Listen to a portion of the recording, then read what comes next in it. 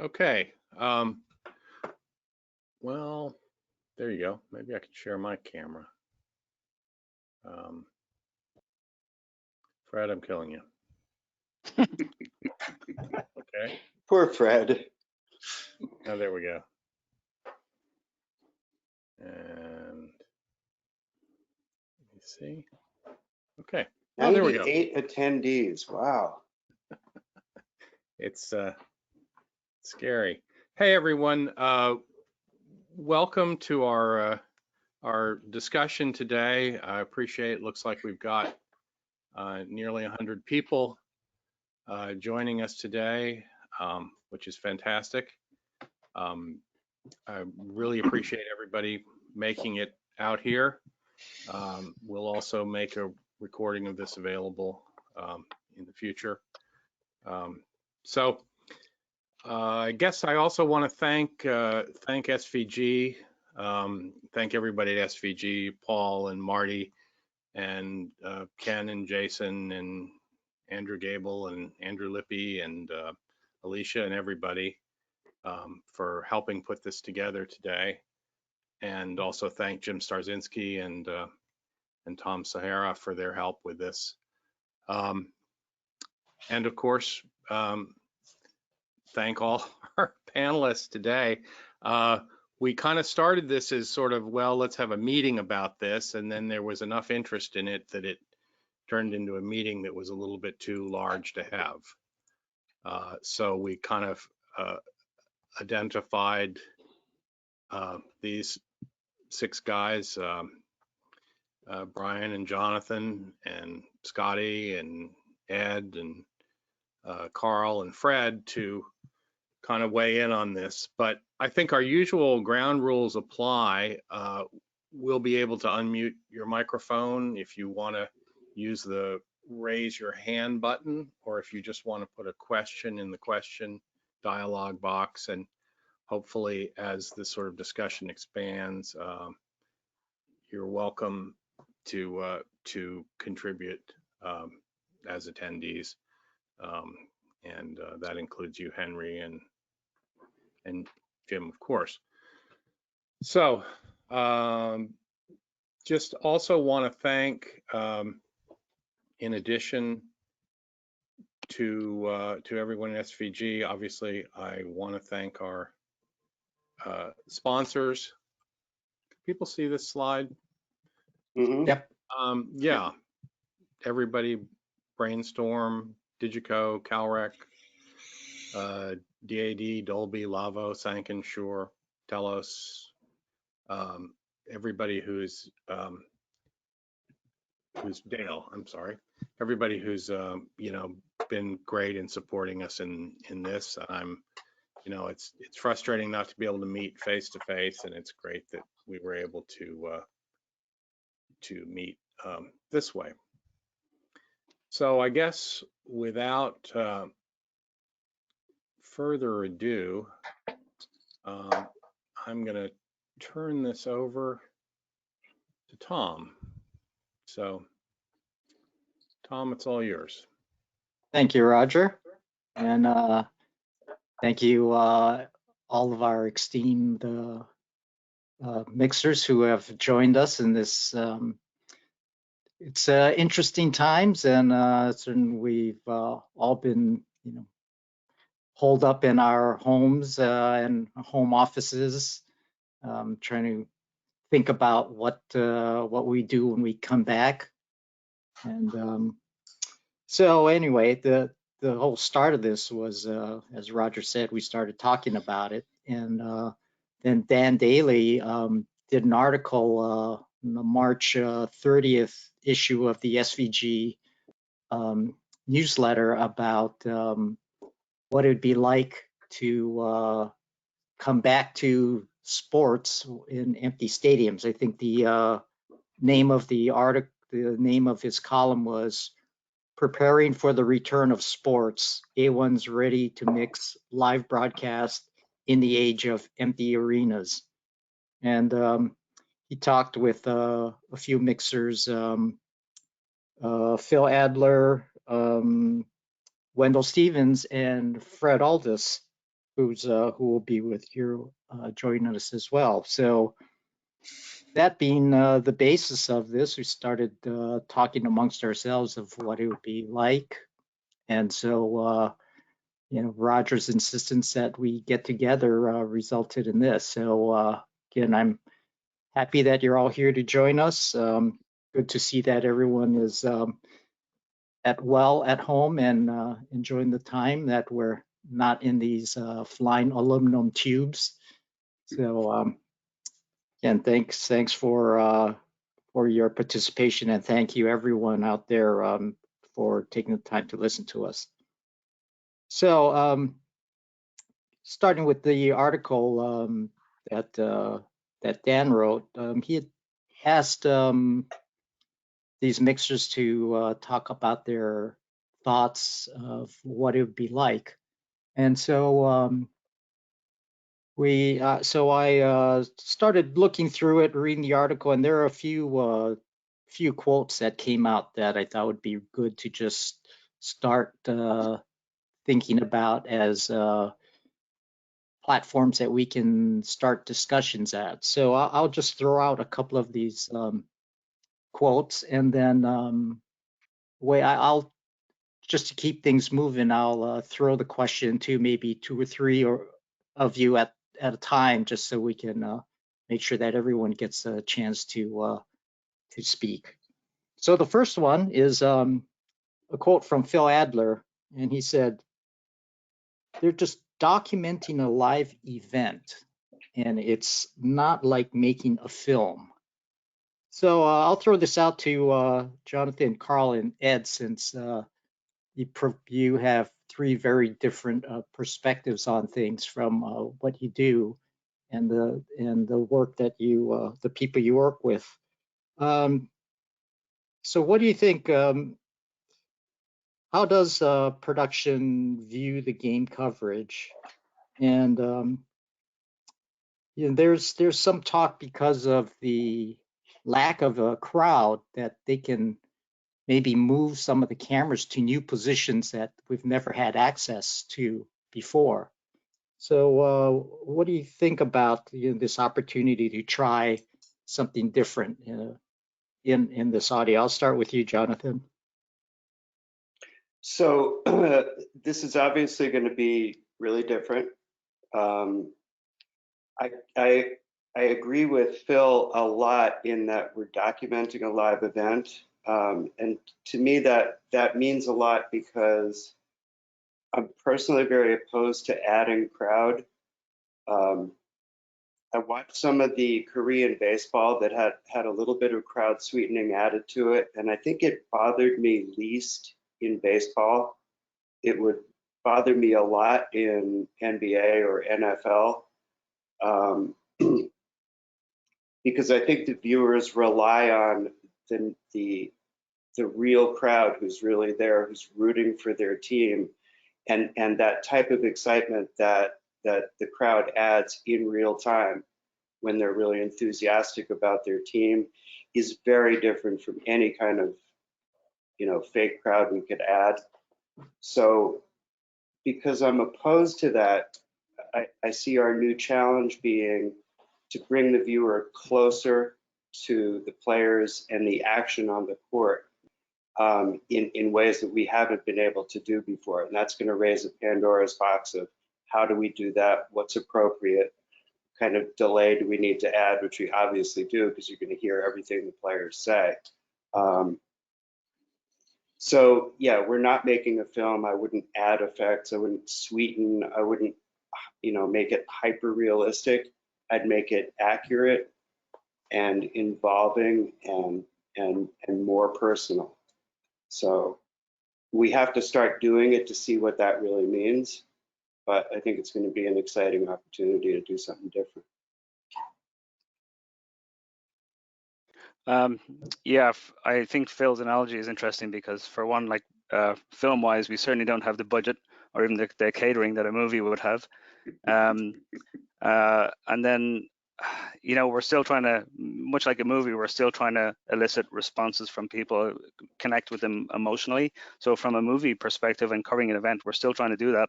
As far as new camera angles and trying new audio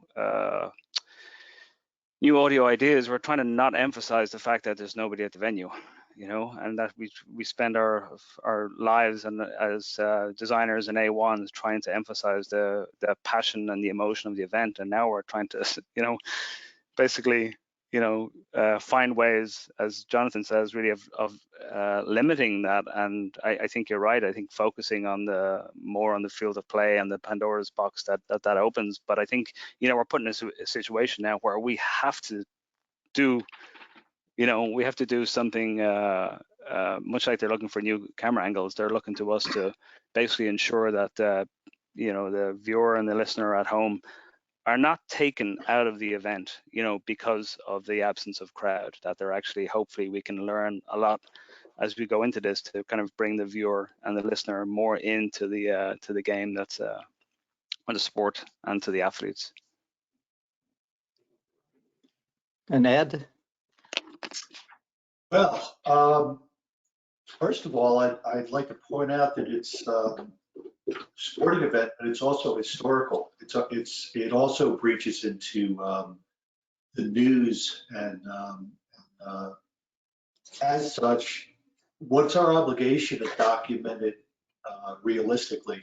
If there are no people there because of the fact that there's a pandemic, isn't it incumbent on us in some ways to document that, and the silence actually tells some of the story? I don't know. I don't even know how many weeks this is going to last. If it lasts 1 or 2, I think 20 years from now, people are going to want to hear the stark reality of and the gravity of the situation more than fake crowd.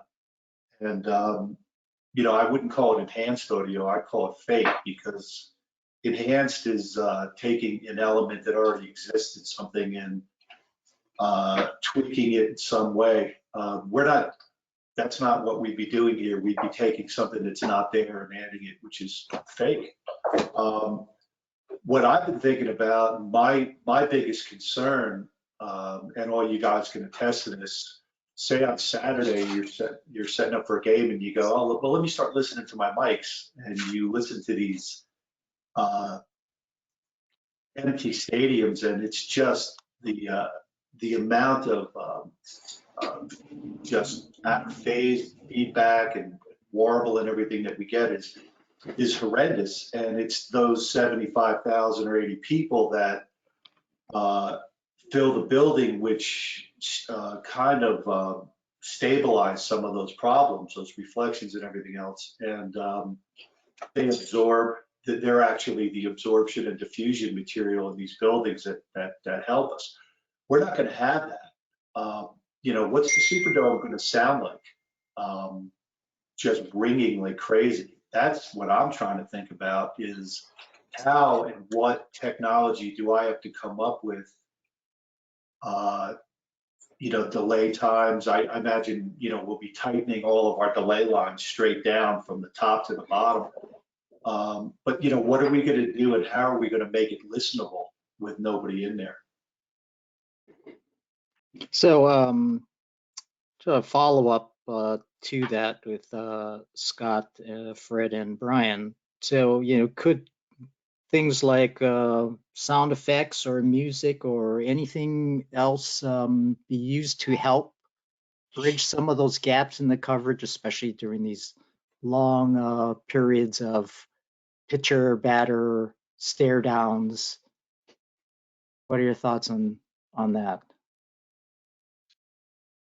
You know, I don't know. We had talked about it one time, kind of a related topic on football coverage, possibly adding music to replays, just to bring the excitement level up a little bit. And my thought on that was always that it would make the show and the mix a little choppy, to be pulling music in and out that often. And back to the points that Jonathan, Ed, and Karl made, we are there, you know, to document that event. Adding false sound to me at its base rubs me the wrong way. Like Jonathan, I did watch some of that Korean baseball, and it offended me less than I thought it would. And I also thought because it was baseball, for some reason, it offended me less. When you get into an environment, especially NBA, that is so, the sound is so up close, you're so close to the players in the court. It rubs me the wrong way. And, then you kind of open up a Pandora's box. We go down this rabbit hole of, okay, well, how is that accomplished? If you're at, does the home team get louder cheers than the visitors team? One thing that was intriguing that I read about are these in-home apps where, the viewer can sign onto the app and become part of the cheering section. That is less false. They are viewers. So they are adding a live element to that broadcast. They are not at the stadium or in the arena or whatever it may be, but they are doing actual live responses to the action. But then, there's more things to think about that. How do you integrate that into your sound field? Where does it appear in the mix? When we get into immersive audio, how does all that translate? I imagine there are technologies that can help us with that. But for me right now, I'm more of a let's get started, see how we sound, and go from there. Brad, do you have thoughts? I do. Ed brought up a great comment about what do we do with all the reflections in a stadium without any fans there. One of my favorite places, in fact, if not my favorite place to do a football game, is Lambeau Field in the middle of January, because everybody has these great sound blankets on, which really absorbs a lot of the reflections from the PA, from the house, the room tone. Those are going to be some of the things that we have to take into consideration as we move forward into this. Like Jonathan, I am completely opposed to sweetening anything live. None of my shows or our shows have sweetening live into them. I think it is our job to present the event to the viewer as it is, and make it so the viewer feels like they're a part of that environment. But in times like this, where now is a chance to look at some of that stuff and maybe blur the lines between reality and hyper reality, as I like to call it, where we are trying some of that stuff. We've been doing some tests, and I've been doing some tests with some baseball footage and some crowd stuff. And what I noticed for me was I noticed more when it wasn't there versus when it was there, which was kind of interesting as I'm going through some of this stuff and watching some of the footage and just kind of playing around. It was very noticeable when it wasn't there versus when it was there. It was more of a comfortable environment when it was there, kind of like, Scott, when you were talking about the Korean thing. It didn't offend you as much as you thought it would. Do we make it as realistic as possible, or is now a chance to do more of the, hyper reality stuff? And I think mixing that with our live field mics, how do we do that? Do we have the PA put the crowd into the stadium as well, so we're getting some of those reflections that we normally would? There's so many things. We're just on the front end of this and talking about that. So that's kind of where I am. I think something needs to be done. I think it being dry is not the answer. I'm not sure music is the answer. Do we just do the enhancement for TV land? Do we do the enhancement for the stadiums as well? And how do we manage that? So yeah, there are just a lot of questions to be answered, and I'm glad that we're just starting these discussions and on the front end of this. Yeah, and I saved the best for last because Brian lives in the world of creating reality out of just tons of very fast images and clips. And so it'd be very interesting from a designer standpoint to hear what his thoughts are of how to create the energy and that, I guess I should turn my webcam so you can see me. So create the energy that will be missing because you don't have that, lively crowd. So Brian? First of all, don't rely on me for any sort of reality shaping, Tom. I'm the wrong guy for that. But yeah, we've been going down various rabbit holes for a couple weeks now. First, let me echo what everybody else has said. I would prefer to not add false sounds, to not sweeten. to not play music throughout. I think that the short-term gains from that are outweighed by the long-term potential damage you do to kind of a brand of an experience. All that said, it might not be up to us. And if someone decides that we're going to pipe in crowds and or music or sweetened effects, whatever, those are the rabbit holes we've been going down. And one of the first questions we've come across that keeps coming up that we have to answer is, if we are piping in crowds, however, there's lots of different ways we can do it, is it for the benefit of the player in the arena, or the benefit of the broadcast, or is it the benefit of an announcer? We've heard some announcers talk about how they need that crowd. So before we answer that question, it's really hard to know what direction to go as to how to solve it. If it's for the players, then obviously the in-arena experience needs to be greatly sweetened, but that creates a whole set of problems on the broadcast side. If it's just for the audience, that's a lot easier to start to think of solutions for. But then the players really need that crowd sweetening or that crowd interaction to perform. So I could go on, but we keep coming back to that question. Okay, who is this for? Is it for the viewer at home, or is it for somebody in the arena, whether it be an athlete or a play-by-play announcer? Okay, for those of you who may not know what's going on with the Korean Baseball League and some of the other things that may have been mentioned. Again, we've been talking about this for a while now, and ESPN started carrying Korean Baseball League. Actually, it started a couple days ago, and these are live games played in Korea, and they're voiced over by ESPN announcers, done remotely from their homes, much like what we're doing with this web conference. And it's being broadcast on ESPN, ESPN2. And there at the Korean government allowed the baseball players to play in empty stadiums. I did see some news clips that they did have press and cheerleaders. The teams have cheerleaders that accompany them. Their cheerleaders are there in the empty stadium. I guess they are on a webcam, maybe talking with fans and cheering with fans. So you may hear some of that in the background. If you're listening into the games, you can hear that faintly in the background.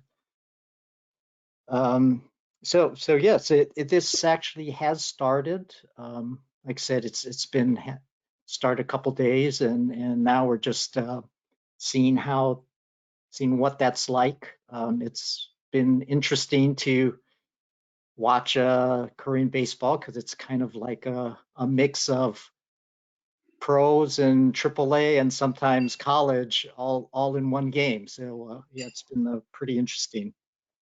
One of the other things that Brian mentioned and was about some announcers wanting to hear the mix, and there was a clip there's Bryant Gumbel hosts the Real Sports Show on HBO, and on the 29th, he had a program with Mike Breen, Joe Buck, and who else did he have? Jim Nance. Jim Nance, yeah. So and Joe Buck made a remark of he likes to hear the crowd, and so he felt that he thought that he needed to have some kind of crowd mix in there. So that's where these remarks are coming from, and maybe we'll talk about some of these things a little in depth a little later on in this webcast, because I do have a couple of points for that. Anyway, everyone talked about the absence of the crowd and what effect it has on what you're doing. And, Wendell talked specifically about what Ed said about, covering that transition between microphones and the different situations where you're transitioning between different areas of the field and listening and hearing that in your mix where the crowd has helped cover it. So, are there any particular thoughts that you've had with how you would, how could you address that without having such drastic changes in your mix? And kind of throw this open. I'll start with Fred, and we'll go around to Scott, Ed, and Jonathan, and just hear what your thoughts are on how you would handle this situation of the transitions between the different phases of the game and how you hide that where normally the crowd filled it in. I think I think that's the big question, is how do we make those transitions and keep the viewer on, say, since we're just talking about baseball, keep them on the field with our normal effects mics out there. Do we put out what we would normally have as our normal crowd mics to get room tone from out there? With that, if we acoustically or electronically enhance it into the TV mix, the, say, artificial crowd, and we need to, say, put some of that out into the stadium, there's going to be a balance between the acoustic element of that and the electronic element of that. And, as we talked about earlier, with that stuff starting to run around in a stadium that normally has 30,000 people in it or more, how are we going to balance that? It's going to take some creativity on our parts, to make that happen. By keeping everything else live, we're not looking at sweetening everything. I think, for those of you that do NBA, yes, you're going to have a more difficult time than guys that are in an open air stadium with maybe the PA still blasting. That's going to bounce around. That's not going to be absorbed by anything. Do you acoustically enhance that in the stadium, as well as electronically on TV? Joe Buck did I watched the interview with Joe, and Joe does love crowd.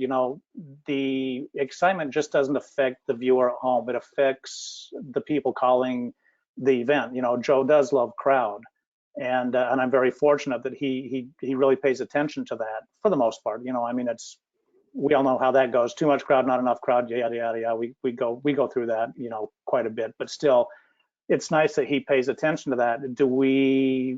The players play off of that. They play off not only the interaction of the cheering and the noise from the crowd, but just the visual part of that too. The teams have to buy off on some of this stuff. What do the teams want for their players? What do the ownership want for their players? What do the commissioners of each, property want for their players and everything? That's where I think most of these questions have to come in, is what are we doing and where is the balance between all of the entities that are involved? It's not just the network and the television, it's the players, it's, all of those elements that I mentioned that we have to concern ourselves with to keep that energy level up. I agree with you, Fred. We were talking earlier about with no crowd in the stands that, directors are looking at the possibility of some new camera angles that they haven't been able to do before. And it could also give us the opportunity, possibly, say, especially I'm thinking NBA right now, because that possibly is what might happen next for me. The possibility of, some new miking techniques or more mics. But that in itself causes a problem in that you can only manage so much. And if you don't have that crowd, that nice bed to cover your transitions, if you are, all of a sudden you added 8 new mics and you're trying to chase all of that, there's a good chance that your show's not going to sound too great. You're going to hear those transitions. I'm sure it's something you could grow into. Jonathan and I have discussed this. This does open up an opportunity to, you know, miking players, etc., stuff like that, where those wired players, it was challenging, especially in an NBA environment with a very loud PA, that you didn't always get what you really wanted. So there are possibilities down that avenue. I'm going to go back to my original point, though, and say that until we really know where we are and what it's going to sound like, for me, less is going to be more, because you're going to have to be really smooth in your transitions, and keeping with a standard format of miking that we have to this date. And Fred, to your point, I think you still do put out those crowd mics to get that big room sound. Unfortunately, you won't have 20,000 people soaking up a lot of that PA, and you are going to have reflection problems. But it's going to be interesting, and there's going to be a learning curve of some sort yet to be determined.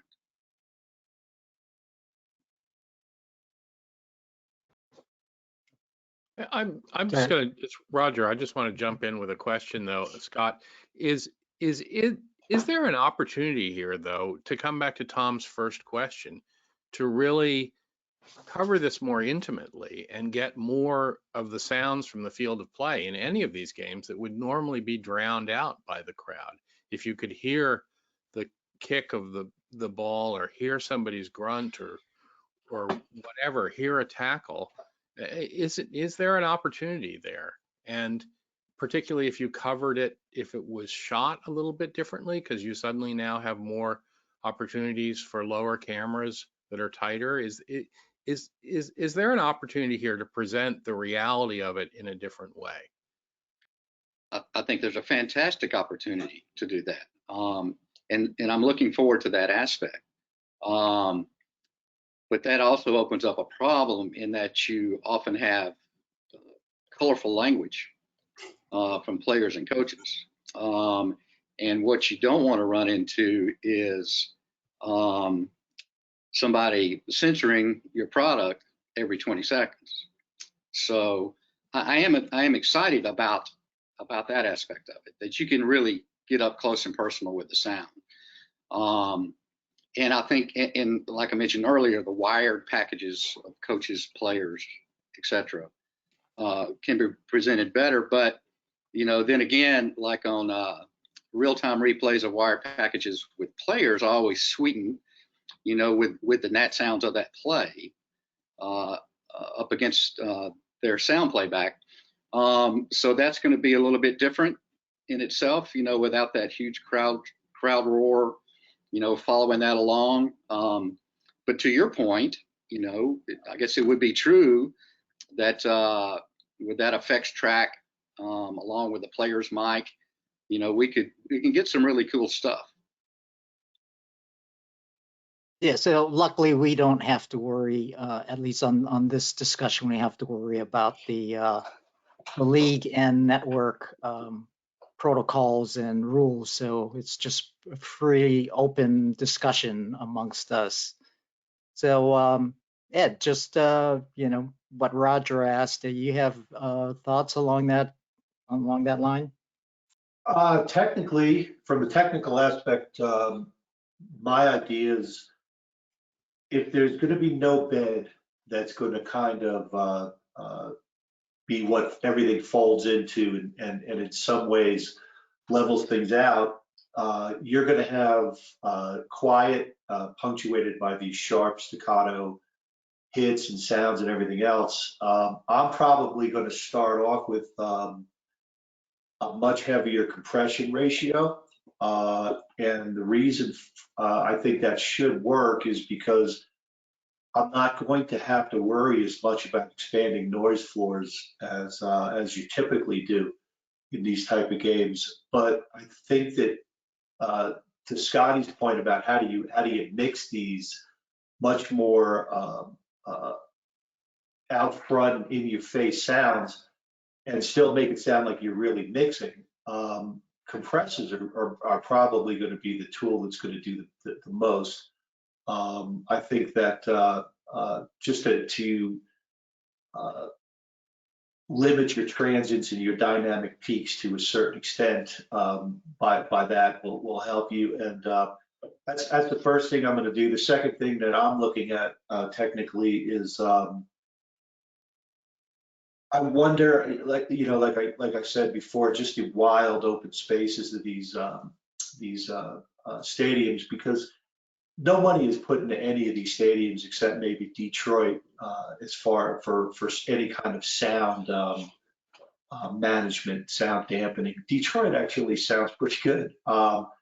So I'm gonna be looking at some new software, some algorithms for noise canceling and phase management, because you can have the greatest sounds in the world, but if you have a couple mics open and they're out of phase, you're not going to hear them. Out of phase will destroy something, and that's where you're really going to have to be careful. More mics are going to create more time misalignments, and you may actually be opening a bunch of faders and hearing less if you're not careful. But I do think that we're going to be more towards the old XFL days, and some of that was the greatest football I ever heard. Where they were able to just have their mics enclosed, or the crowds weren't as big. I think that it's not going to take us long to come up with a solution to hear things like line crunches, the hits, the grunts. That stuff is going to be pretty easy. I think that the first time a player uses an expletive, it's all going to go out the window, though. That's the way I'm predicting it. The NFL especially protects their product. We're just not going to be allowed to get that type of stuff. And we're all good at the 2-syllable expletives. None of us are really good at the 1-syllable one. Yeah. Wendell does make a point about without the crowd, that the players and coaches will be more easily heard, and that could interfere with commentary. So what do you think about that? Is do we think that going in too close, what could that cause? Not putting profanity and all that aside. So just kind of open that up to Jonathan. You can start on that one. And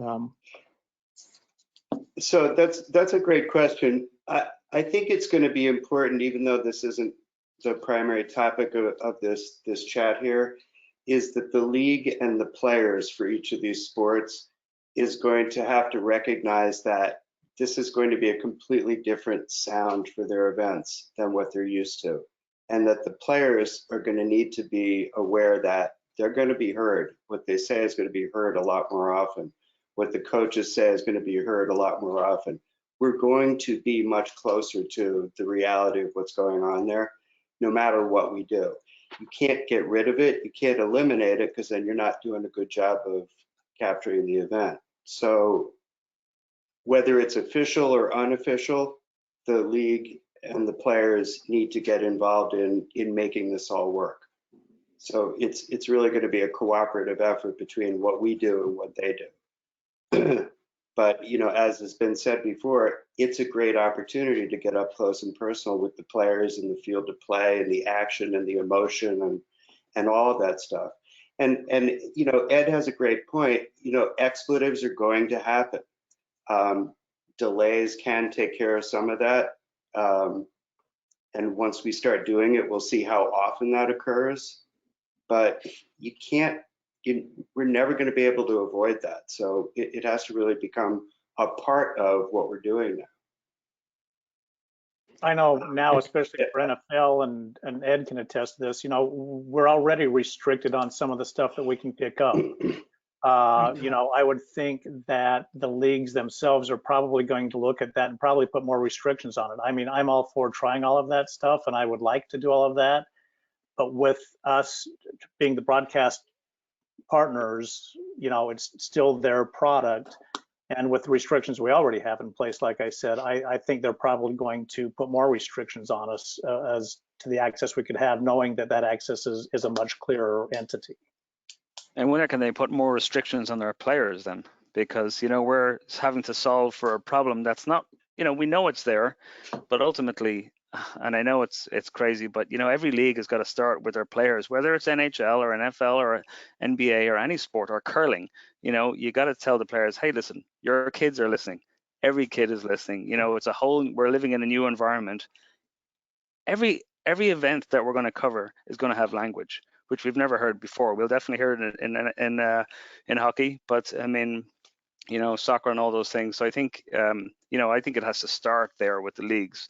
I wouldn't want to solve for a problem that can not be solved elsewhere. I think that the leagues have a part to play to cover their product as well.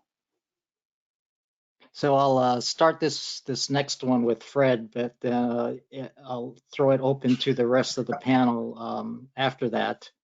So you know, we did hear a little bit about the Korean League where they're trying these cheering apps and these cheering robots. I just did a quick survey and looked around and said there's a new app that there's a startup that's trying to get going called Hear Me Cheer, where you can sign up and they'll mix people, I guess, much like what we're doing right now, except, you know, they could be hundreds of people, and you would get basically an audio feed with this combined cheering of fans. There's a company called Fan Mode that actually does responses into stadiums, so they're like tied into the stadium video board, so they can show, you know, how many people are cheering on their team. So, you know, what's your thoughts on having something like that added into the game, and do you think it can serve as sort of maybe a buffer to lessen this, you know, dramatic change from having no people in the stands? I think things like that are a great idea, as long as you can potentially have video with that, not just the audio, because of the latency that is probably involved with that. You know, to have just raw audio from somebody's living room coming in and say there's a home run or something, and then all of a sudden you hear them cheer, you know, long after the play has actually happened, you know. So I think if you were to take it from the perspective of the viewer, video and audio, that would make much more sense than just a random, you know, somebody sitting in their living room hearing some, you know, isolated sound mixed into that. It's got to be a part of the broadcast as well. But I think there would definitely be some latency concerns with that. You know, how do we try to sync some of that stuff up to make it make sense? But as a standalone element, I don't know. Well, there you go back to the question of who are we prioritizing the experience for. If it is for the people in the arena, those applications, which are really impressive, the latency is going to make them ineffective. Like, you know, if LeBron wants to hear the roar of a crowd after a dunk, we're not going to be able to get that information into the arena and trigger the right sound quickly enough for LeBron to get the benefit. If it's focusing on priority on the viewer in the home, then we could look at ways to delay video. You know, we can possibly line stuff up downstream and make it more real and usable in the home. I think there's probably ways we can kind of align that stuff for viewers in the home. But for an announcer in the arena or a player in the arena, it's hard to imagine how to integrate those products. So I know we've pretty much discounted the use of sweetening, live sweetening, using fake tracks to create excitement. But knowing how the people on the front bench approach games, do you think that there's a possibility that could be asked for? I'll let this one be a free for all, because I think it's be good to hear everyone's thoughts on that. Yeah, Production can ask for absolutely anything. Yeah, and We've all seen it before. Right. I'm not so worried about the front bench so much as I'm worried about really the leagues and the stadiums. If they start deciding that they want to pump in fake crowd sound, you know, I mean, we can't. I don't know how much leeway we have to with that. We just have to make that part of our program. But you know, as Jonathan says, you know, it's a bit of a fight in the truck if somebody thinks that we need to be overly sweetening the movie, you know. Well, go ahead. I was just thinking, I think it's highly probable that we will be prodded somewhat to try some of these new things. And I'm certainly not opposed to testing and trying to find the right answer. I'm just really curious, and I'm just very uncertain how it would all work out. My gut is that we will try some new things and discount most of them, and possibly find one or two tricks to move forward with.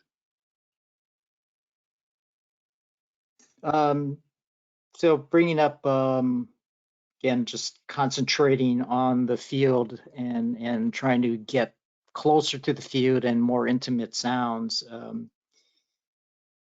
What do you think about using some of these newer technologies? You know, Sennheiser has their sports array, which is, you know, a big array of basically 836, 816s or something like that, or MKH 8070s. And then there's the Lavo has their Kick, which is that steered microphone. And then there's a Israeli startup company called InSounds that has microphone panels that can be attached to surfaces around the stadium, and you can actually steer the beam of those panels to pick up sounds. What do you think about, you know, using some of these newer audio tools? Think there's a chance to be able to actually use those and get you know, more sounds off the field of play? I think without crowd there, I think it's definitely a great place for that stuff to come into play.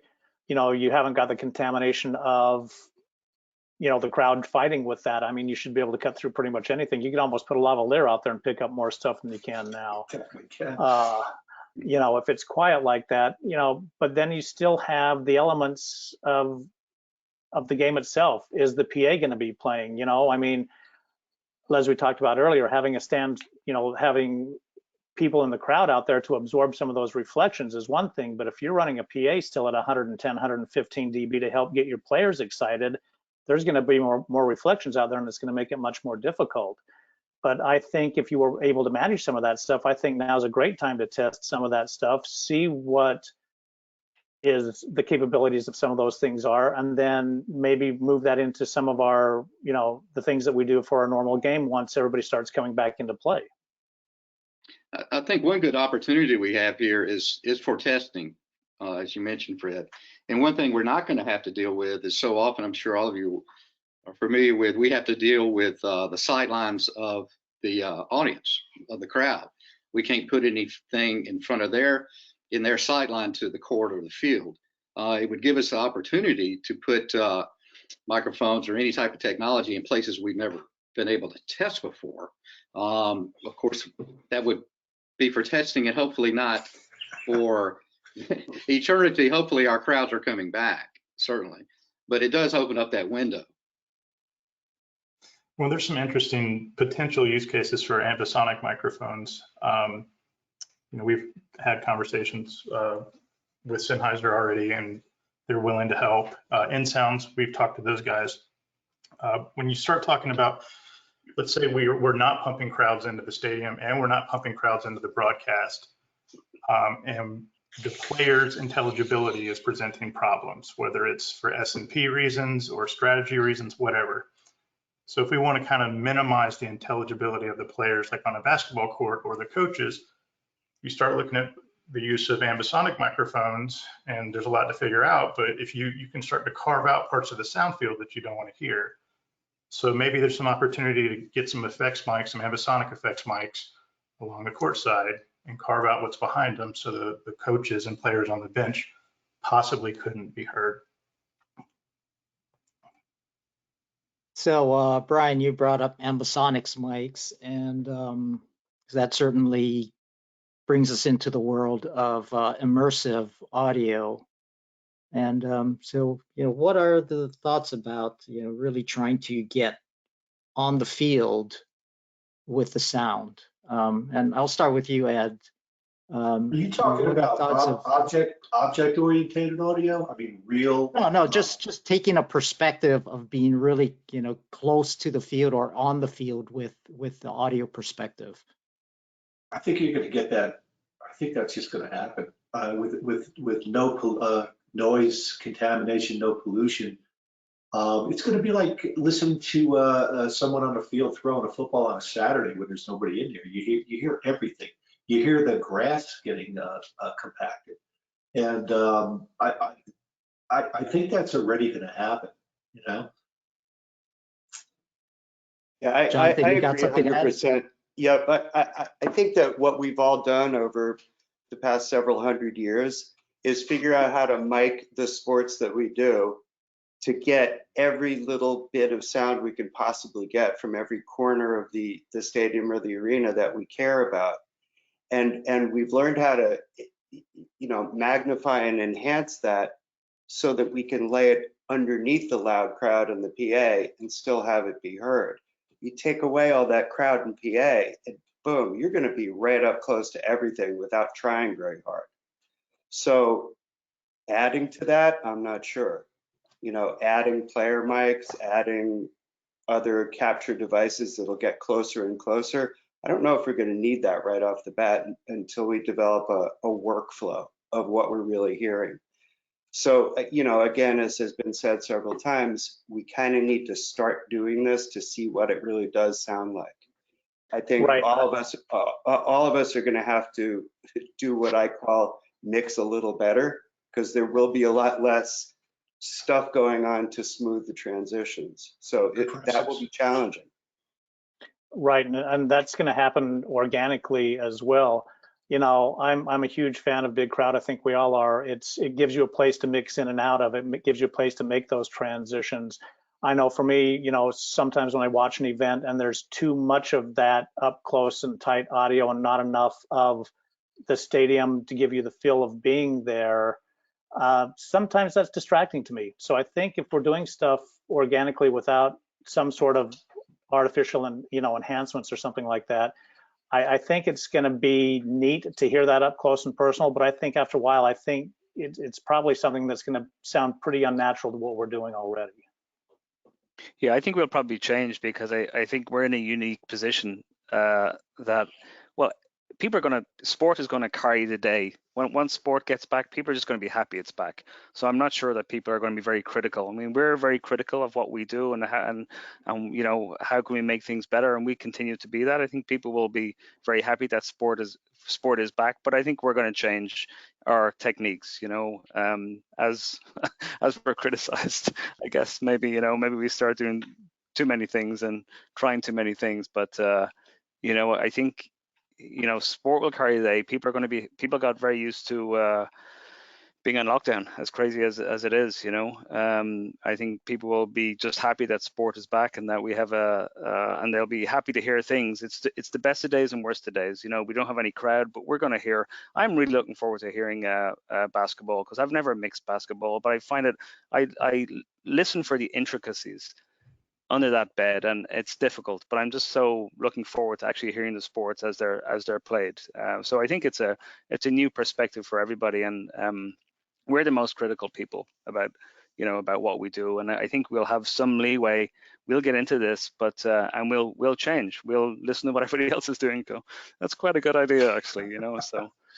And we all play off of each other. That's the beauty of this organization, is the conglomeration of ideas and intricacies that we all share together to make it. I think our goal is to make the public and the viewing audience, enjoy the best that they can, and we do that, as a group. And so I think it's pretty neat, what we have going here. Yeah, we're going to be able to highlight our craft, and our creativity. Absolutely. I had a text interchange with Joe Buck last week about a couple of things, and I said, just think, how's it going to feel going into a stadium and not having somebody cursing at you and Troy in the booth? Right. I actually have done one sporting event, a spectacular sporting event, believe it or not. A couple of years ago, a tornado hit a golf course, and due to concerns about trees falling and everything else, we basically did exactly what we're talking about now. Mind you, it was golf, and so it's quite a bit different. But one thing that I can tell you is that after the initial eeriness of someone hitting a great putt and hearing crickets, as the event goes on further and further, in other words, 15, 20, 30 minutes in, your brain just sets that up as the normal, and you actually, it just becomes what it is.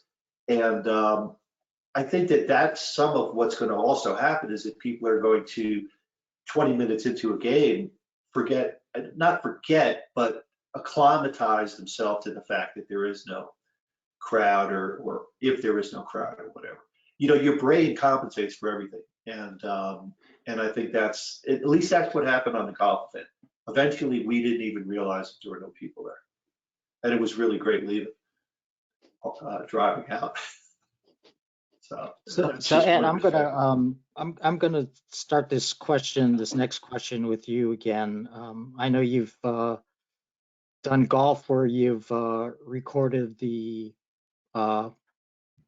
highlights in more than stereo, so you get a spread of the effects.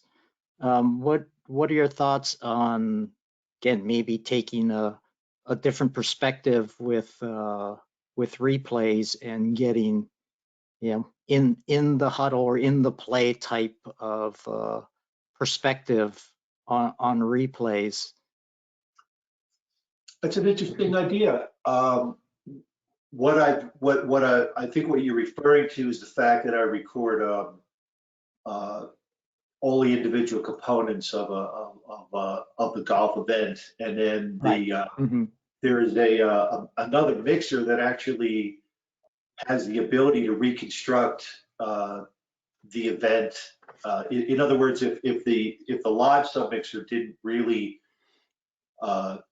emphasize a certain part because he didn't know what the future was going to be, the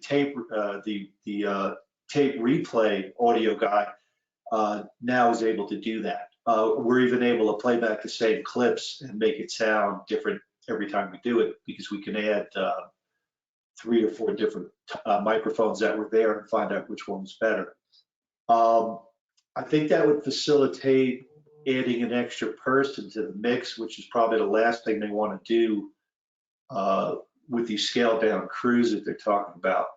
But it is a very interesting idea, and I think it could be very interesting. Yeah, sometimes in real time replay, you're playing back with tape recorded. Maybe that wasn't what I would have recorded. Anyway, interesting idea. Anyone have any other thoughts on that? So the surround bed for these shows is going to be so different because there's no crowd. I think we all know that the anchor of our especially the rear left and right is mostly from the ambience of the crowd. So with that missing, sure, you get room tone. It sounds realistic, like the environment that you're in. If it sounds empty, it's because it is empty, but you'll hear the reflections in the rear. But the idea of what do you now do with surround, it does open up the possibility of creating other surround zones that are closer into the play and using those in replays. It's just so hard to know right now what the new normal is and how all that is going to weave together into something that's listenable and not just there because we can do it.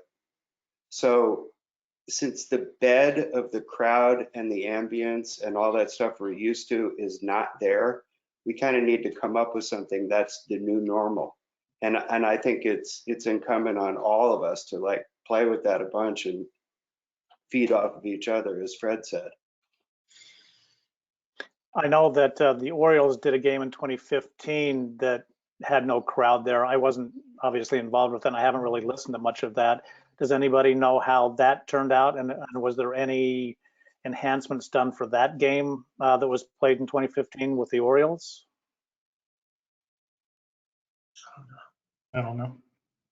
It wasn't That's memorable, a I guess. really long time ago. It didn't leave a mark.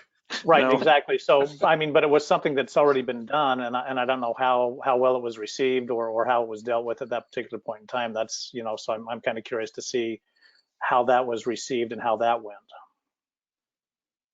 Okay, I'd well, love Roger to look that up. well, I think while give Roger a chance to look that up, I think he's got a couple of questions that he can. Yeah, there were a couple of people who had some questions. One thing that though, two observations. I thought something that was disappointing about the Korean baseball was the lack of on-field sounds they had. Yeah. And it seemed like they could do more of that. But also, you talked about the cheerleaders. They had the cheerleaders there, but you couldn't really hear the cheerleaders. So, you know, one question I have is, are there enough is there a lot actually going on the sidelines on these games, in the dugout or the bench or whatever, that there actually is some crowd, there is some noise that sort of is a sort of background rumble going on, and there are cheers when somebody makes a play. And is it possible that that will be richer than we think? I absolutely think that's going to be richer than we think. And the stuff that I did watch was pretty dry out there. I think they missed an opportunity to really enhance what they had. But that's where it still comes down to still putting crowd mics out, like you know, we talked about earlier, even without crowds there, just to get room tone. And you're going to pick up organically again some of that stuff that's already occurring out there to mix it into it if we wanted to make it sound more like a live event versus, you know, an enhanced event. That stuff is absolutely very important to put in there to keep the element of the liveness a part of that. You think? Do you mind if I ask you, Fred? Do you think that might like overly emphasize the fact of an empty stadium for people? I mean, if they get used to, you know, the field of play, and we've enhanced the on field of play, they can hear things they haven't heard, and then, you know, out in their rear speakers, they're hearing the echo of a few people. I mean, I know we haven't done it before, but you think it might work the wrong way? Absolutely could work the wrong way, and that's where we have to be as mixers, and as creative as this group is, especially that's on this webinar today. That's where we kind of set the pace of what's happening, you know, by trial and error. But absolutely, there's a potential of that to backfire on that. There's also you set them up, but you don't necessarily, you know, you may use them, you may not use them, depending on how it goes. Yeah. Right, but it also sets up the potential to make it more realistic, I think, than non-realistic with some of that stuff going on, you know, and without focusing on it, looking at it, the bigger picture of everything together versus just the elements, but the elements mixed together in a proper manner. It's true. Yeah, to Ed's point, actually, in the beginning, you know, it's recording the event. The cameras are going to do a sweep of the empty stadium, I'm pretty sure, you know, so. You know, it's interesting. I don't think we're going to be allowed to do it, but Jonathan and Fred and everybody just gave me an idea. If the what was in our LR component was the effects on the field, and what was in our RS component was the sidelines, the players cheering, you know, the sideline players cheering the other players on, the coach is screaming and everything else, and that became your LSRS component. Almost like your seat was now right, you know, on the bench with the players. I mean, that would be fantastic, and we could easily do it. We won't be allowed to, but that would actually make the game. That would make the game. I think that they probably wouldn't even let fans back in at that point. You'd only have to put the profanity delay on the rears. That's it.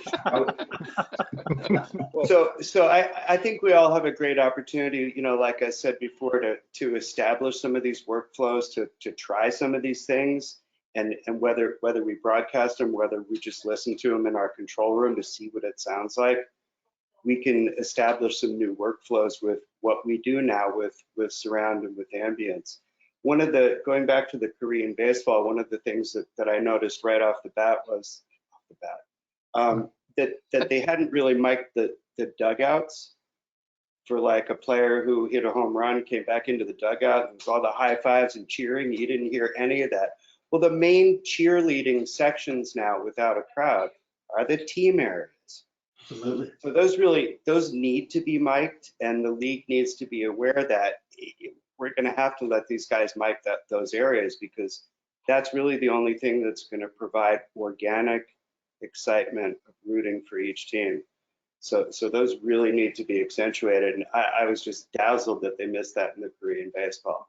There were a couple of sounds in the outfield that I heard that they had probably never heard before when they were doing a regular baseball game with crowd, but it was nice to hear that. If one of our U.S. broadcasts that uses 8 million mics for baseball gets a chance to do that without crowd, it's going to sound spectacular. Well, one of the things also that we don't know is and what we're going to have to deal with ourselves is social distancing. We don't know if the Koreans had the TD doing audio, or or an A2 doing it. I mean, really facility wise, we're all looking at everybody wants less people on site. So I'm hoping we can do what we want to do with less people on site. I mean, obviously, I was going to say obviously you need the A1, but not necessarily. And to give the Koreans a break with their baseball, who knows what their setup was and the limitations of what they could put out. When Karl, to tie that back into something that we talk about a lot and Fred talked about is the need for this group to collaborate. I mean, we could be looking at scenarios where we're sharing mic plots. When you talk about access to arenas, you talk about some of the things that are out there in the ether about how we would approach a sport like basketball. We may not have access that we're accustomed to go out and put whatever mics we want per broadcast, per broadcaster, and or make adjustments. So like, if there's ever been a time for a community to kind of come together and agree on, okay, if we only get one chance to mic this basketball court and multiple broadcasters are going to be continuing to use that plot, it's a really good opportunity for us all to work together on that. So that brings up another point is infrastructure, because a lot of what we've done at games was limited by the infrastructure in the trucks. For example, the number of audio channels that the EVS records. So, could we use this as an impetus to help push the boundaries and get more of those bottlenecks through? Because I think if it turns out to be, if the audio experience turns out to be greatly improved, I'm sure, our production staff will certainly want to have that as part of their audio program going forward. Any thoughts on what we could think about as far as infrastructure needs that we can start talking to our engineering teams about? That's a little hard to say without starting, right? Right. And I worry about staffing levels, especially starting off. The idea of creating, we're already going to have to be creating some new workflows. The idea of adding to that to start is a little troublesome, thinking that we might be working with reduced staffs, but it is something we certainly could explore. And we were talking about, Brown was talking about how we're gonna, with social distancing, how are we gonna, mic these floors, et cetera, et cetera. I'm not sure if y'all plan to talk about it. One thing we have not talked about is what about, reporter interviews with players?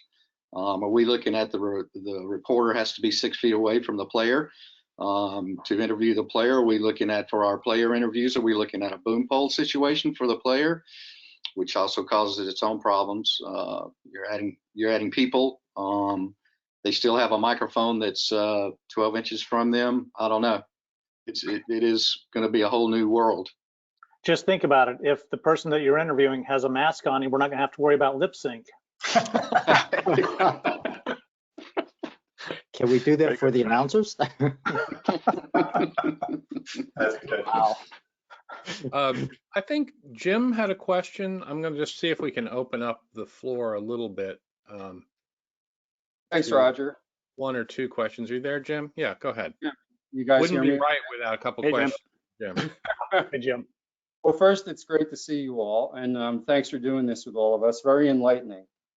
The first thing that's come to my mind is you all know exactly what you need to do. Now it's a matter of conveying it to the people who tell you what to do, because you are the experts, and they need to hear from you how to make the sound correct in this situation, which is new to everybody, right? So Jonathan has mentioned this, but he said you are automatically going to be confronted with a very intimate experience and atmosphere.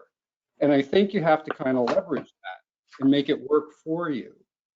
In terms of, you're going to need to employ the delay. Sure, you may find that there's a couple of players or coaches that have issues with language, and they will single themselves out and you'll remove them from the mix. But I think you kind of have to build around the idea that, listen, day one, you're walking into this new environment. It's not what you had. It's a very open, intimate, make it what you can make it environment. And you need to kind of start doing this sound design in your head like you do oh so well, but really sell this to the people who don't understand because they're freaking out over a whole bunch of other things, like the league and whoever it is that kind of gives you or usually gives you your orders about how to do it. But you guys are the experts. And, Brian had said this, you have to kind of get together among yourselves and figure out, share the ideas, and our group is great for that. Get the best practices. And also the thing that keeps coming to mind with this is because in my head I'm bouncing around so much, but you got to kind of do it sport by sport and say, okay, what's the formula for baseball? What's the formula for an arena doing basketball? And then, put all your heads together and go sell this, because let's face it, we all know you guys are the sound designers. There is no sound designer except the mixing, right? So I think it's time you got to get the ball rolling on this, so to speak. But, you're going to get this very intimate environment where you create this soundscape, and it is a new soundscape, and you kind of make it work. It's not going to be perfect at the beginning, but I do agree with the fact that after a while, I think Ed said this, but your mind gets used to it, and people will just become accustomed to this, and you all know what you're doing. So now you have to kind of carve your plan together and go sell it. That's what I think would be very effective in this situation. So thanks for giving me. And I agree with you, Jim, on that it has to be, I think, looked at on a per sport basis, because what happens in baseball in an open air stadium, for instance, is not going to work in a basketball arena, where Scotty and those guys are doing NBA. It's just the dynamics are so completely different that you most definitely have to look at that sport by sport, where NASCAR I know is coming up and talking about how we're going to handle some of that stuff with NASCAR without fans. The best thing is like, Ed said earlier, getting in and out is going to be great without having 100,000 people to contend with getting in and out of there. The only thing that threw me for a curve before was this idea about giving up the strategy of the players and the managers in the game. And that sounds like you have to play a very fine line, because if they're talking about what their strategy is, you can't go there, right? So you have to kind of figure out how to be able to use their input to make it sound real and to make it sound new and fresh, because there's going to be no crowd to pump it up. But at the same time, they're going to want to protect their strategy, and especially in football, maybe a little bit less in baseball, I don't know. But that's just kind of a sensitive area I think you have to watch out for. But my God, talk about just a clean piece of paper, to work with, along with the idea that you guys already have done such a great job with the sound of the field. And now you have to enhance the sound of the field because it's become such a bigger element now, right? As far as your point about picking up strategies and all that that could be problematic. I think we're all pretty good at self-censoring. We can look at the situation and realize, wait, they're in a huddle, they're talking strategy. Yep. That's a no-go situation. Same thing. We try to realize if there's a volatile situation, that might result in some language. We're probably going to start backing off a little bit. I know personally, when a player is injured, I really don't want to hear his moans. I don't want to convey that to the public. So, we ourselves are somewhat the first censor on those topics. Well, like I said, you guys know what you're doing. And I think, after you get your plan together, sport by sport, your thing is going to be, how do I convey this to the league or to the team or whoever makes the decisions on go, no go, to make sure that you're in alignment. And if it were me, I'd be thinking about creating a collaboration with the league and the teams, because again, you are the experts. They're probably scared to death of what's going to happen with this. But if you can save them by having a plan and making it work, now's the time to start to put that in motion. Absolutely, and most definitely the leagues, and like I said earlier, we have the broadcasting rights to their product. They still ultimately kind of dictate what we can and can't do, with the restrictions that they put upon us. But you are absolutely right, Jim, that it's a great place to start. It's a great place to bring out some new ideas, but it's got to be in cooperation with the teams, with the owners, with the leagues and the players unions. I mean, there's so many, and even our production guys. Maybe the production guys aren't going to want to, go as deep as we would want to go as audio designers. I mean, there are a lot of times, there are a lot of things I would like to do that I actually pull back because I know that it doesn't fit into production's, thought and where they want to go with the product. And that's their job, is they're trying to tell a story of the event as it is. A producer and a director, they're telling the story. We as mixers try to enhance that story and sometimes lead that story with the elements that we're able to capture on the field. But without the cooperation of those guys, or the collaboration, if you will, it's all for naught. We're still at the mercy of the people that we work for and the people that they have to interact with politically with. Sure. Yeah, I think the producers also, certainly for us, they're coming to us as designers and day ones at NBC and saying, so, what do you recommend? And we're setting out parameters of what we think we should be doing. And they are the people that are closer than the audio people are to the league. So they're passing those things on and saying, really don't want just the venue to be sweetened by the PA person. Of course, for NHL, we're going to have a buzzer. We need to, we also need to find out, what do the players need? What are the players going to expect? To bring it back to the beginning of this conversation, is like, do the players want to hear a crowd? Are they going to demand to hear a crowd? That's a whole new ball game, literally, if they do, because we haven't really thought about that, Right. I mean, all of you have kind of said you're against the idea of pumping in a sound effects crowd, right? But one thing you touched on, and I know nothing about it, but it's this app that you were saying that really can pull together crowds or groups of people, or maybe people from their homes independently or their families, and be able to drop that in as if it were a real crowd. I don't know what the delay, issues are, latency issues, but in the world we live in, it seems like those are the kinds of things that people want to optimize if they can do it right now. But I know nothing about that app. Do you guys know enough about it to say that it's something that could be effective? I haven't heard. It's a delay. Yeah, I mean, the up to delay. 7 seconds. Yeah, Jim, that at the moment, it's basically by the time you press your cheer button or you cheer on your phone, by the time it gets back to, the venue, the goal's already been scored. It's just too bad to be able to use it. Yeah, I mean, the thing is, the idea is great, and we've got to solve it, I think, because I think if you can connect the person at home with the player on the field, that's what the player wants, and that's what we as broadcasters want as well. So I think the idea is, it needs an answer. But I do agree, these are definitely things that we need to be looking at to connect the home viewer or listener with the field of play and the athletes. Yeah. I was gonna ask if Glenn is online here. Glenn, can you talk to us? He's in a. Hey, guys. Hey, Glenn. Hey, Glenn. Hey, Glenn. You have some experience, Glenn, with covering sparsely attended sports. I can't imagine a Stanford soccer game gets a whole lot of giant crowd. Do you have any Yeah. observations about this? Well, I mean, I think everybody's on point. What you're going to get is you're going to get more field of play enhancements, or you're going that field of play is going to come to the front without the crowd.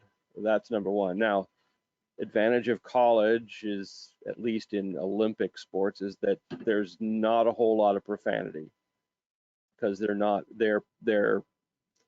punished, but they're discouraged from that. So and there is just the tiniest bit of crowd, and probably it's more of the teams cheering for each other, especially in something like women's softball. So it is going to be sport to sport, and that's kind of where we're going with all this. So I think Jim's right. I mean, I don't think there's going to be this massive change of what you're actually going to do. It's just going to be done a little bit differently, and you'll figure out, the big stadiums, that's a problem with no quote unquote meat sacks sitting in the stands, or as the English would say, the punters. And so I think that can be worked out. We've reached out to this Hear Me Cheer company in Toronto, just to see what they're thinking about all this. There's a lot of issues. The privacy issue is a thing, and the delay issue is a thing. So I don't have much more information than that, but if you could make that work, and you could make it, time it correctly, and you didn't have to, there wasn't a big legacy or a big latency problem, that could work. But I suspect this will all be over before they get that thing dialed in. But Maybe you could also go, that could go to EVS as well. I mean, there's certain things, player mics, the Hear Me Cheer thing, that can go to EVS and be timed properly and played back during a show. And certainly, just to throw it way back to the beginning again about music, I mean, I think, connecting with with your audience at home, especially in things like hockey, if you can play out to the break, choose your music to the break, that's, the home team song, the away team song, a song that's related to a particular player on the field. It's like we're trying to reconnect, we're trying to create that emotion and passion that people had when there was crowd. We brought that from the venue to their home. Now it's not there. We have to, they're going to get great detail from the field of play, but we really need to bring that emotion and passion back. And I think, introducing music, maybe putting a lot of that, Hear Me Cheer type stuff, directly onto EVS, syncing up, playing it back into a break or something like that. I think those things can still work.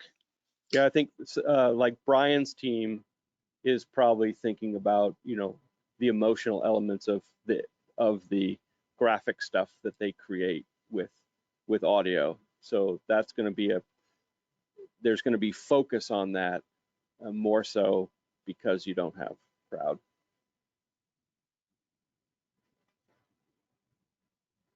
That didn't answer any questions, but food for thought. Glenn, I do have a quick question. On that particular app, I believe, if that's the one I've read about, there's a few. They claim that they will censor and auto mix before they send it back. Is that right? Right. It's an aggregator, I think. Yeah. It's basically, yeah. They basically boil down X number of listeners across the platform. So if you have 1,000 people listening, they'll use about 15% of it and aggregate it down. So you'll never really hear a clear single voice of anything. So I can guarantee people involved with it know nothing about television broadcasting or audio. Thank you. I mean, I just want to hear it. Has anybody heard it? I'm sounds still cool. waiting. I'm still waiting for them to respond to their emails. Yeah.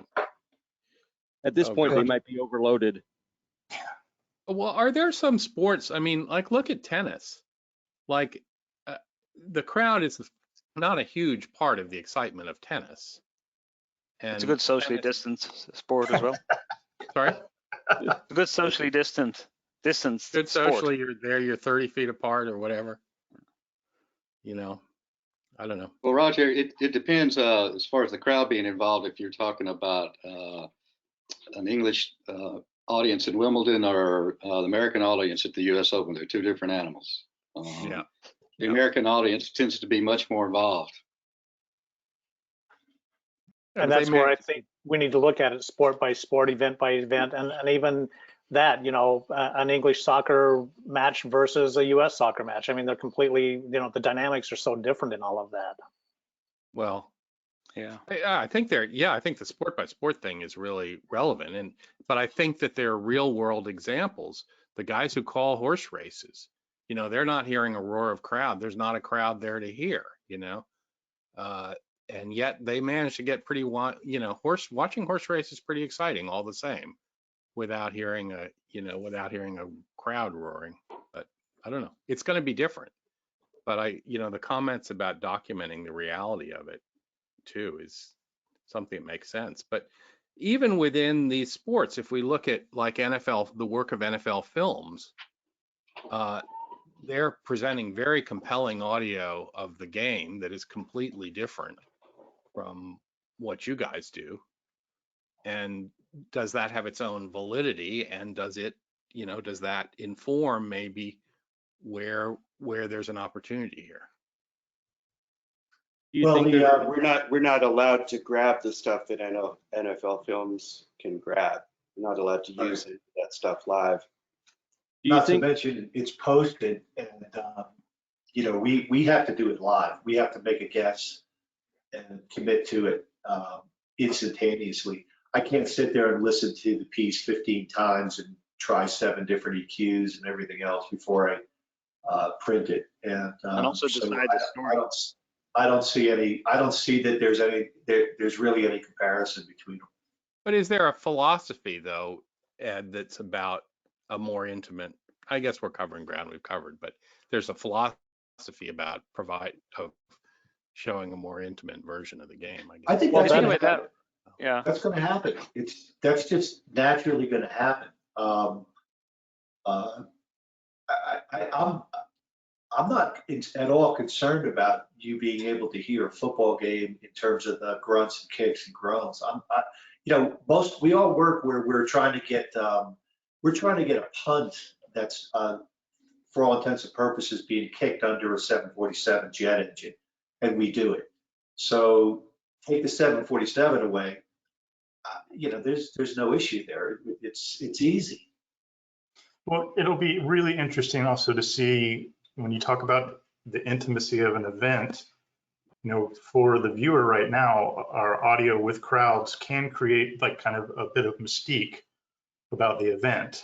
And once that mystique is gone and you hear the words that these players are saying to each other, like, is that something we really want to expose? I mean, does that intimacy help or hurt us long term? Right. I don't know the answer to that. It's just something to consider. Right. Well, and that's for me. My goal with all of this is not to really change how we're doing this. My goal is to make it acceptable to the viewer at home and as appetizing as we have previously. To try to match pretty much what we've done previously without the element of the live crowd. Still make it appetizing for them to consume. Yeah, but that also creates the issue because for the production, they use those shots of the crowd as breaks between, their pieces of coverage. And without that, they're 100% on the field all the time. So, and that now presents challenges for you of having to figure out how to stay in sync with the production team as they juggle these shots from around the field. So, I think, are there things that you may find out that you might have to mic things that you've never mic'd before because you've never ever really needed in the past? So, as you've all said, I think it's going to be start out slow and see what happens and adjust. Actually, to Fred's point about putting out the effects, you may be miking the city.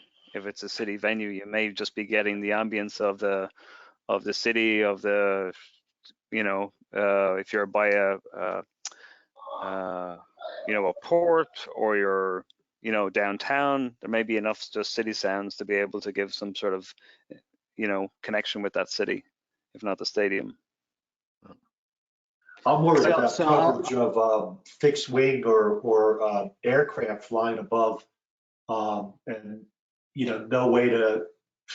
What do you do there if you have a plane circling around a football stadium?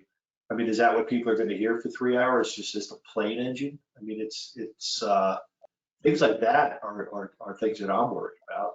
I think Shea Stadium dealt with that for a whole long time. Well, whatever it is, it's going to be exciting. And I liked what Jim said about sort of confidence and positivity about this.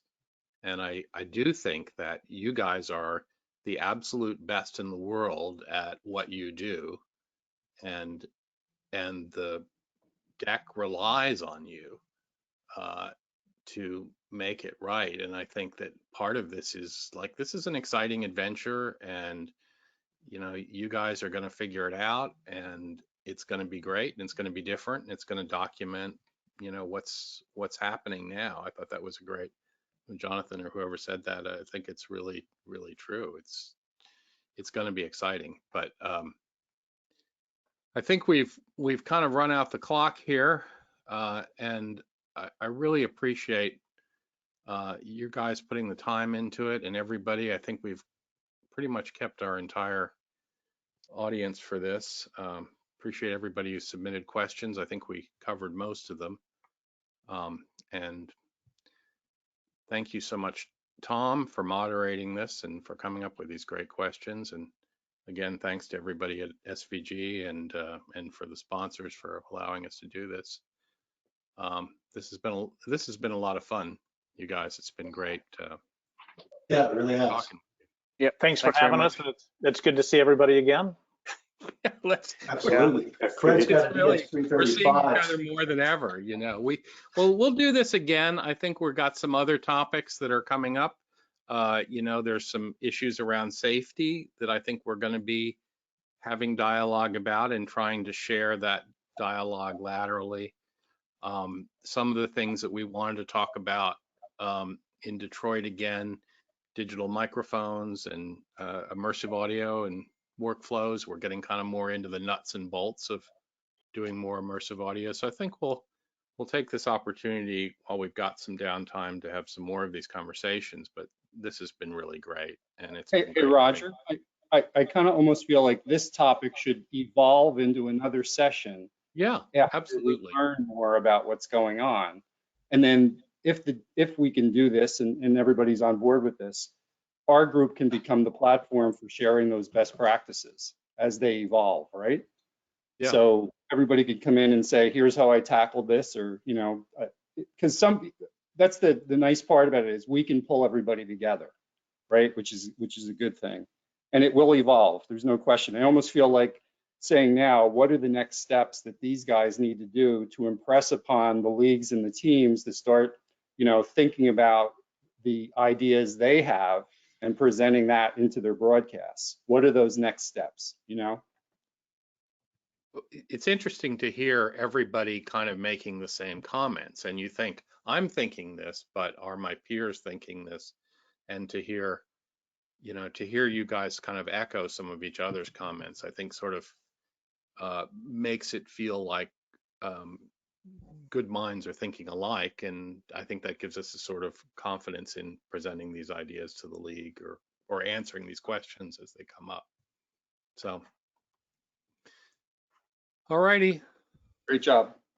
Thanks again, Tom, Roger. Yeah, thank you, everyone. Thank you for joining. Thanks, everybody. Nice to see Thanks, you. Tom. everybody. Thanks, Roger. It's All good to right. see everyone. See you later. Take care, guys. Stay safe, everybody. Bye-bye, everybody. Okay, bye-bye. Bye. Bye-bye. Shut it off. I'm going to shut it off. Here we go.